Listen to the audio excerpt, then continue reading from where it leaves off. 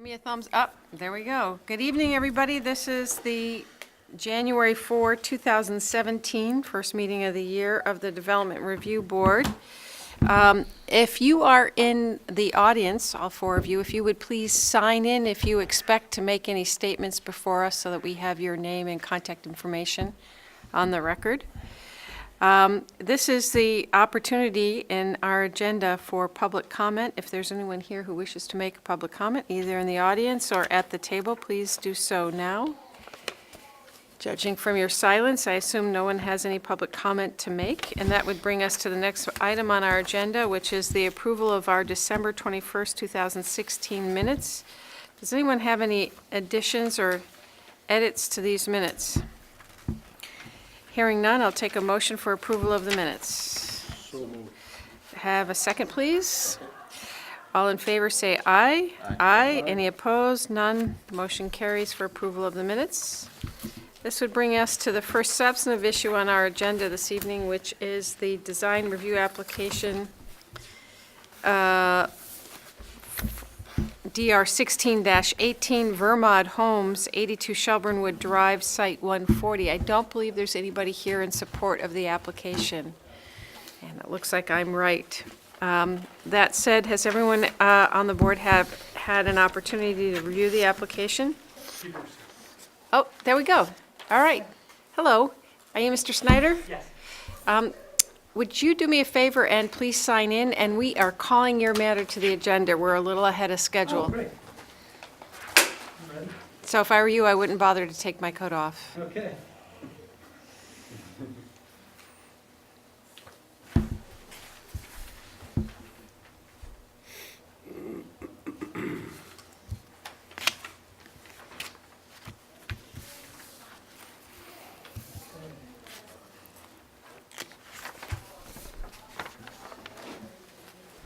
Okay.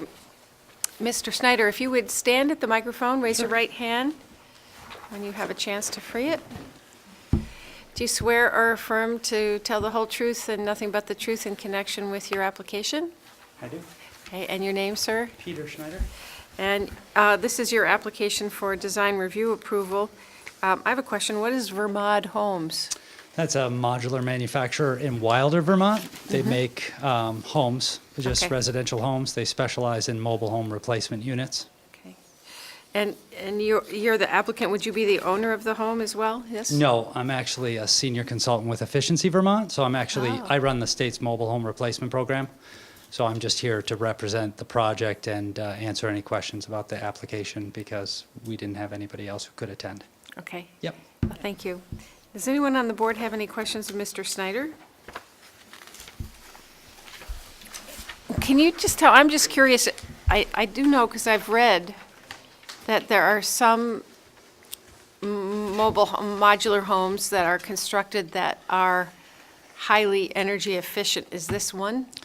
It is, yes, and one of the few. So this manufacturer in Wilder, Vermont, came to being back in 2013 after Tropical Storm Irene to create an alternative solution to mobile homes. So historically, the only thing that were going into mobile home parks and what was sort of viewed as the least cost path to home ownership was a manufactured home. That's technically a home that sits on a trailer. We were looking closely, Efficiency Vermont, with some other partners, the state, at other options that could be utilized to provide affordable home ownership. So we actually came up with this product, which is Vermont today, as there's only one manufacturer that makes this home. But we're actually rolling out the same program with another manufacturer in Delaware and have a couple of other projects. We put some in New Hampshire. And so it should be a national effort. We're in the Pacific Northwest as well, but here in Vermont, Vermont is the one manufacturer that makes these homes, and the difference is that they are not placed on, they're delivered on a trailer, but they're lifted off the trailer and put on a frost-protected foundation. In this case, with this home, they'll be put on auger-driven piers, but in other applications in other Vermonts, in Shelburne Wood and other parks, they're on crawl spaces, 8-inch concrete walls with footings, just like a typical home. Some are on basements. Yep. Does that have any implication on the general lifespan of the home versus, these homes versus normal Well, a manufactured home, it's kind of a confusing term, but that is a mobile home that stays on a steel chassis on a trailer. Those homes have a typical lifespan of around 30 years, and we're building a home that should last at least 100 years. So yes, it definitely durability, resilience, longevity is a key feature of the home, but really there's a bunch of other aspects of the home in regards to indoor air quality, the products that are used, comfort, and the homes are designed to be zero energy as well, so they're all electric, and they come with solar electric panels on the roof that produce as much energy as the home uses. So the idea is they pay a little bit more up front, but we get really good financing, and we eliminate energy costs. So month one, cash flow is positive when compared to the alternative. So it's not really a mobile home? That's right. It's a Yeah, mo- we it's a mod- actually, yeah, mod we- home, Modular, right? for mod home. everybody steers clear of mobile home or trailer these days. The industry really tried to, they tried to retire that term in 1976 when they actually put a code in place for that type of housing, and they changed it to manufactured housing. But today, manufactured housing could represent a number of different, like a modular home that doesn't stay on a trailer or a home that is on a trailer. It's kind of confusing. So what we say is these are zero energy modular homes. The difference being that we're putting these permanent on a site, and they're not really meant to move. Even mobile homes today on trailers, they'll remove the wheels, they take the hitch off, they set them pretty permanently, and most homeowners who buy a manufactured home that's on a trailer typically is not in a position to afford to move it after it's set. You know, it can be up to $7,000 to actually move and reset a home. So, yeah, I it's think not this something you looks move great. seasonally. Any other questions from members of the board? I have a question, maybe for Dean. Does this fit our definition? I think this is a great thing. Are we going to get caught in some of the semantics or definition of mobile home where we might need to update it to modular? If you need me to swear, I don't know if you are looking at me to swear. Yeah, I think you probably should, yes. Do you swear or affirm that any testimony you give in connection with this application will be the whole truth and nothing but the truth? I do. The answer is we changed the definition of mobile home in the zoning regulations specifically to account for these units that are built without using the chassis. Previously, it would not have qualified. Okay. We had this ambiguity, well, there were people that were concerned, and so the definition was changed, and it complies. So we're good? Great. Yeah, we've approved other ones. You have at least Yeah, we have. one and possibly two others. Modulars? Okay. Yeah, yeah. Not as large as this one. I think this is the largest. Scott, Yeah. The Mead residence is a Scott's little was bit bigger. okay, Yep. So there's not many of them around then? correct. Yeah, we just delivered our 50th unit in the state, which was over the 3 years of the effort. And we actually have probably another 40 that we'll deliver this year. So we're seeing more and more of them. There are basically 4 modular units in Shelburne Wood right now, out of the homes that are there. Excellent. When was the definition changed? Not that it matters, but About a year ago, year and a half ago. Around the time the first one went in. Yep, exactly. and can I ask another question, which is Sure. just going way above and beyond, but you said they come with solar panels, but those presumably are not intended to last for, if the home lasts for 100 years. I mean, as I understand Right. it, solar panels have a more limited lifespan than that. Yep. They, so the solar panels we use, and pretty much the industry standard, is a 25-year warranty. At 25 years, you'd get an 80%. You're actually warranted for 80% output of those panels at that time. They should last far longer than that. We have a lot of solar panels in the field that were built with lesser technologies that are still out there working after 25 years. My hope is that in 25 years, we're going to have a much more efficient solar panel, and it would make sense to remove these solar panels, recycle them, and install newer ones that could produce even more, make the home net positive as opposed to just covering its energy Neutral, costs. yeah. Electric vehicles, there's a lot of things coming into play that, I yeah, have could an change electric that. vehicle. Yeah, Just throw that in there. yeah. Well, if there's nothing further, I'll make a motion to grant design review approval to Vermont Homes for the construction of a 24 by 53 square foot mobile home at 82 Shelburne Wood Drive, Site 140. The applicant would need, of course, to get a zoning permit before commencing any land development, and the exterior lighting specifications should be provided within the zoning permit application, along with a certificate of occupancy, of course, before anyone takes occupancy. So with that motion, may I have a second? Second. All in favor? Aye. Any opposed? None? Motion carries. Application is approved. Did you have something else to say? Just lighting, this is the lighting spec, which was requested at the Architectural Review Board. I don't know if I should leave it here with.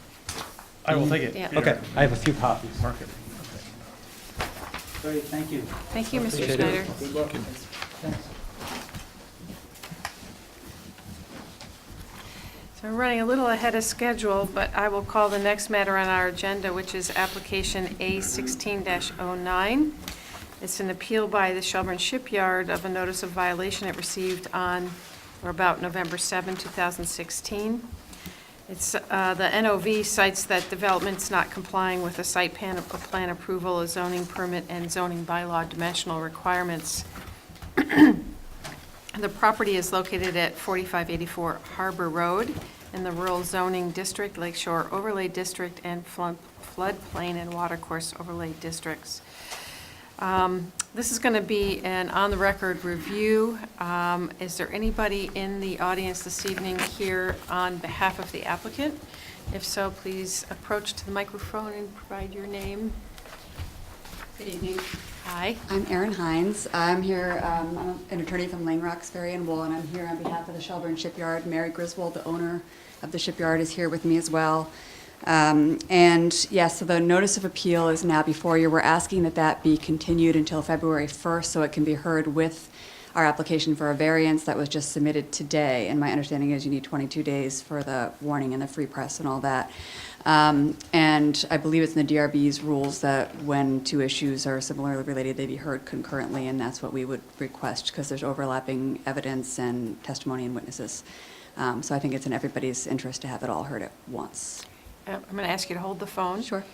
I think at this point, it's appropriate for any members of the board who may have a conflict or an appearance of a conflict to so state before we go any further. Okay, I keep my boat at the shipyard. I'm also sort of a neighbor of the shipyard. I live down the road from the Solheims. That said, I don't have any financial interest in the outcome or anything like that, so I believe that I can impartially hear this notice of violation. So I wanted to put that on the record so that anybody here might have a problem with that could so state, so that we could have a clear record on that issue. I'm inclined to entertain Ms. Hines' statements as a motion for a continuance. And if there's anybody else, does anyone on the board have any questions of Ms. Hines on her motion for a continuance? Hearing nothing. I see that Mr. Jackson is in the audience and filed a statement as an interested party, as an abutter, and I would like to ask if, Mr. Jackson, are you here represented by? Yes. And that is? My name is Kane Smart. Okay. So, Ms. Hines, why don't you have a seat, and then I want to just hear from Mr. Smart what your position is on the motion.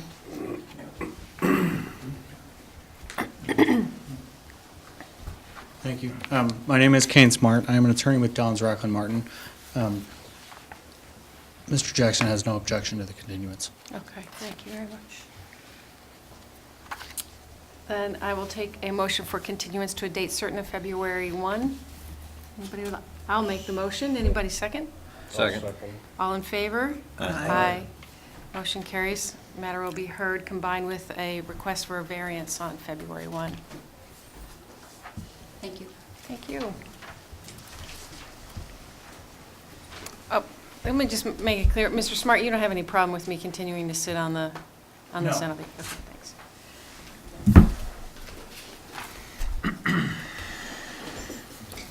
So, any other business to take up? We have Nothing? a field trip this Saturday? Yes, at what time? 1, 2? 2. 2 o'clock. 2:30.